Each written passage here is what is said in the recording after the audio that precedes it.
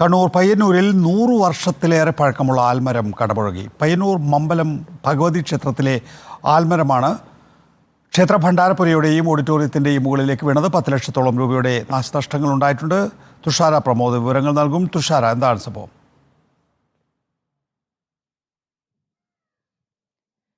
നികേഷ്, കണ്ണൂർ പയ്യന്നൂരിലാണ് 100 വർഷത്തിലേറെ പഴക്കമുള്ള ആൽമരം കടപുഴകി വീണത്.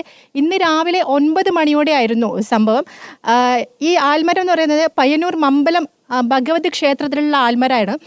ആൽമരം കടപുഴകി വീണത് ക്ഷേത്രത്തിലെ ഭണ്ഡാരപ്പുരയും ഓഡിറ്റോറിയത്തിൻ്റെയും മുകളിലേക്കാണ്. എന്നാൽ വലിയ ആളപായങ്ങളൊന്നും ഉണ്ടായില്ല എന്നുള്ളതാണ് ആശ്വാസകരമായ ഒരു കാര്യം. കെട്ടിടങ്ങൾക്ക് കേടുപാട് സംഭവിച്ചിട്ടുണ്ട്. ഒരു 10 ലക്ഷം രൂപയോളം നഷ്ടം ഈ കെട്ടിടങ്ങളുടെ കേടുപാടിൽ കണക്കാക്കുന്നുണ്ട്. 50ഓളം കുട്ടികൾ ഓഡിറ്റോറിയത്തിലെ കരാട്ടെ പരിശീലനത്തിന് എത്താറുണ്ട്. എന്നാൽ ഈ ഒരു സംഭവം നടക്കുന്ന സമയത്ത് കുട്ടികൾ ആരും തന്നെ ഇല്ലാത്തതിനാൽ വലിയൊരു അപകടമാണ് ഒഴിവായിപ്പോയത്. രാവിലെ സ്ഥലം MLA-യും നഗരസഭാ അധികൃതരും സന്ദർശിച്ചിട്ടുണ്ട്. ഇങ്ങനെ ഒരു വലിയ ആളപായമൊന്നും ഇല്ലാതെ അപകടം ഒഴിഞ്ഞു പോയതിൽ ഒരാശ്വാസമാണ് MLA രേഖപ്പെടുത്തിയത്. 100 വർഷത്തിലേറെയുള്ള വലിയൊരു ആൽമരമാണ് ഇങ്ങനെ കടപുഴകി വീണിട്ടുണ്ടായിരുന്നത്.